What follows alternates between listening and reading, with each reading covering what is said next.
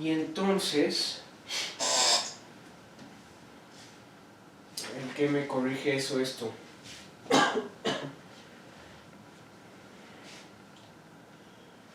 Eso quiere decir que, a ver, esto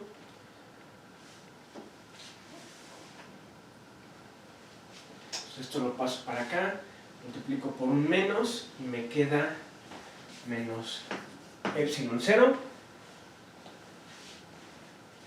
Pero ahí ya no me gustó eso. No. Es menor a esto. Menor a 1. Ya sé qué vamos a hacer. Ahí, esto está bien, déjenlo. Y vamos a pedirle a epsilon 0 que sea menor a 1. ¿Ok? ¿Sí queda bien? Delta va a ser menor. Delta va a ser menor a esto. Y además va a ser menor que esto. ¿Sí? O sea, porque si es menor que esto, es menor que esto al mismo tiempo. Y así puedo cumplir esta estimación y esta estimación al mismo tiempo. Bueno, puedo cumplir lo que quiero, lo que les dije al principio. Ahorita lo escribo. ¿Sí? Para epsilon 0 mayor a 0 y menor a 1. ¿Sí? En tal caso,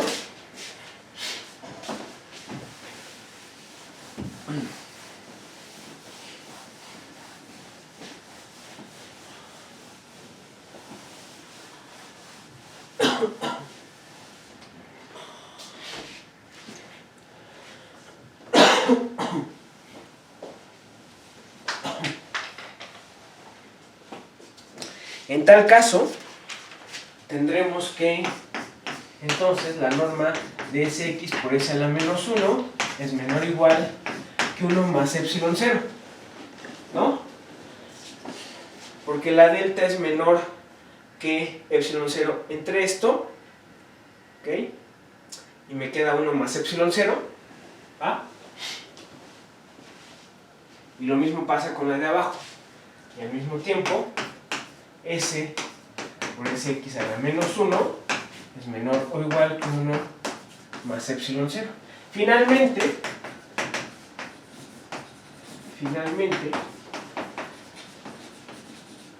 tomamos epsilon 0 suficientemente pequeño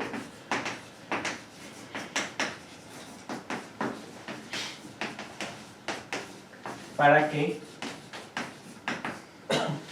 1 más epsilon 0 sea menor o igual que t menos epsilon, y al mismo tiempo 1 más epsilon 0 sea menor o igual que 1 entre t más epsilon a la menos 1.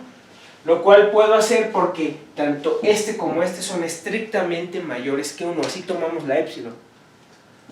¿Sí? ¿Ok? Y de esta manera aseguramos la afirmación que puse al principio, que podíamos encontrar una S que cumpliera tal cosa. Y por lo tanto, de esta manera, fíjense, de esta manera aseguramos que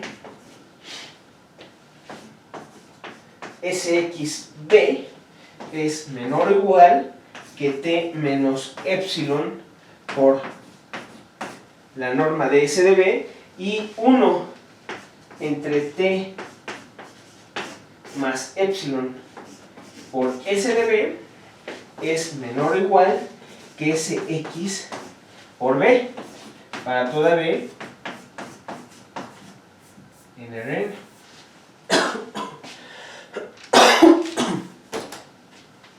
¿Sale? ¿Sí o no? Acuérdense, era lo que queríamos probar, era que esta y esta, bueno, aquí lo tengo, ¿no? Aquí está, 1 más epsilon 0 era menor o igual que t menos epsilon, y 1 entre t más epsilon a la menos 1. ¿Sí? Entonces eso me está diciendo que Sx evaluada en S a la menos 1 de Y es menor o igual que T menos epsilon por la norma de Y. ¿Ok? Entonces simplemente nombrando S a la menos 1Y igual a B, porque la S es un difeomorfismo, porque es invertible, entonces es que obtengo esto. Y lo mismo para el otro lado. Pero ya acabamos. Acuérdense, lo que queríamos mostrar era que cualquier F, que la unión era igual a la F, ¿se acuerdan? Pero la unión ya estaba contenida en F, eso no hay problema. El chiste era que cualquier elemento en F estuviera en la unión. Ajá. Es decir, cumpliera que satisface 4 y 5 al mismo tiempo. Ajá. Para alguna S. ¿Sí? Entonces, ¿qué hicimos? Agarramos esa X, la fijamos y nos fijamos el gradiente de f de X. Como el jacobiano era positivo, entonces aplicábamos el teorema de descomposición polar de álgebra lineal, encontrábamos la Sx, la P de X, ¿ok? Y de ahí obtuvimos esto. Pero fíjense que ya acabamos porque eso me da la desigualdad 4 que queríamos.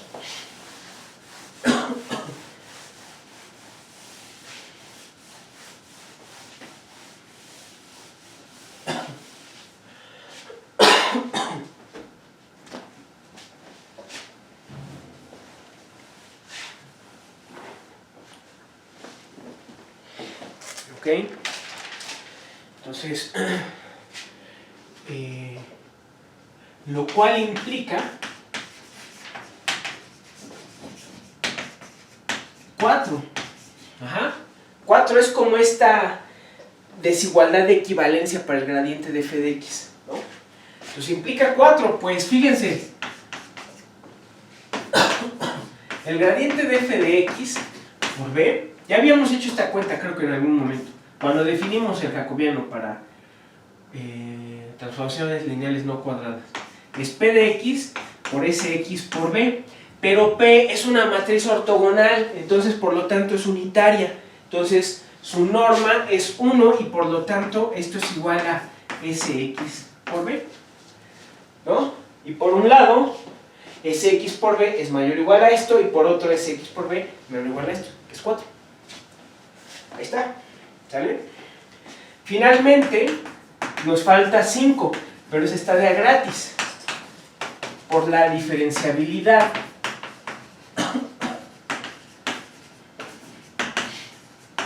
de f en x, y ojo, por eso es que x se lo están tomando en el conjunto este, no sé cómo le puse el conjunto, pero es el conjunto de todas las x en Rn en las que el jacobiano era positivo y menor a infinito. Esos puntos son puntos del deber del gradiente de f de x, ¿no? Entonces vale el teorema de Rademacher, ahí.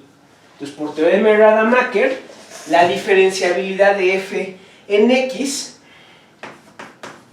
asegura que existe un resto, vamos a ponerle un resto, que le vamos a poner un omega x, tal que cada vez que la norma de b es menor que 1 entre h, tengo que f en x más b menos f de x menos el gradiente de f de x por b, esto es menor o igual que este resto que depende de la 1 entre h, ¿ok? Por la norma de b, ¿sí? ¿Ok? Eso es algo muy pequeño. Este es el término de orden no pequeña que sabemos que existe por la definición de derivada. ¿Ah? ¿Ok?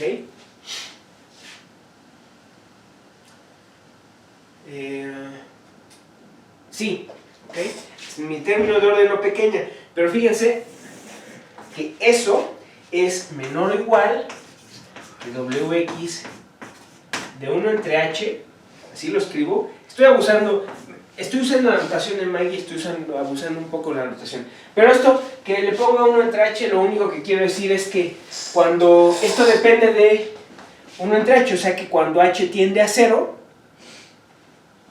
esto es muy pequeño. Es el término de orden no pequeña.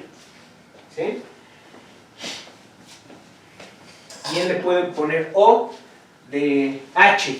Entonces una notación es simplemente aquí seguir la notación de Maggie, pero es un término de orden O minúscula de H. No hay por qué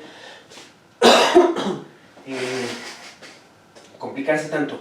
Pero eso sí, depende de X. Porque es la diferenciabilidad en X, en el punto LB. No tenemos diferenciabilidad en todos lados. La tenemos en casi todo punto, pero por eso hay que fijarnos. Por eso es que esto depende de X. ¿Va? Por la norma de S a la menos 1 por el valor, el módulo de S de B. ¿Ahí qué estoy usando? Pues ahí estoy usando que la inversa es continua. Simplemente. Esta desigualdad es la desigualdad de continuidad para la inversa. ¿Sale? ¿Ok? Y pues ya estuvo.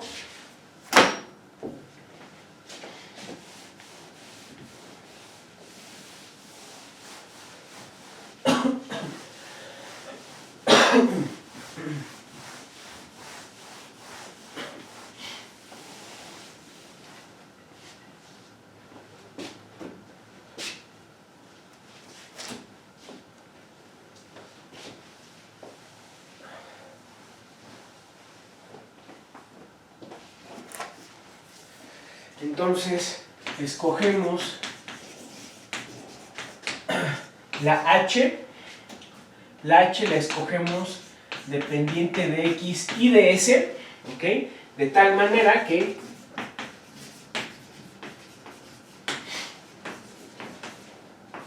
WX, el término de orden no pequeña, el resto, por S a la menos 1 en norma, sea menor o igual a epsilon.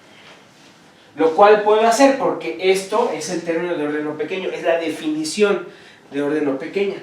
Que escojas H suficientemente, en este caso, y no le pongan H, a ver, aquí, perdón, pónganle J, porque estamos con J, notación con J. Pónganle J,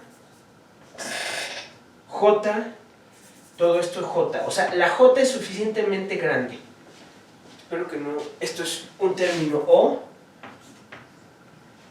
de, por eso es importante ponerle uno entre J, ¿sí? O sea, cuando eso es suficientemente pequeño, o sea, cuando J es grande, suficientemente pequeño, ajá. O sea, sí está bien poner esto, uno entre J, ¿va? Es un término de orden O pequeña en 1 entre J. Es decir, cuando 1 entre J es muy pequeño, que es cuando J crece, eso se hace muy pequeño, ¿sí? Entonces esto es 1 entre J. Tomamos J, ¿okay? Que va a depender de X y de la S que encontré en el paso pasado, de tal manera que ocurra esto. ¿Sale? Lo puedo hacer porque este es un término de orden no pequeño. Y lo que prueba 5. Y acabamos. Ahí está. ¿Sale? Finalmente, vamos a probar la fórmula del área. Todo el semestre para esto. ¿Ok? Pero ya acabamos. Bien, aquí le dejamos. Gracias.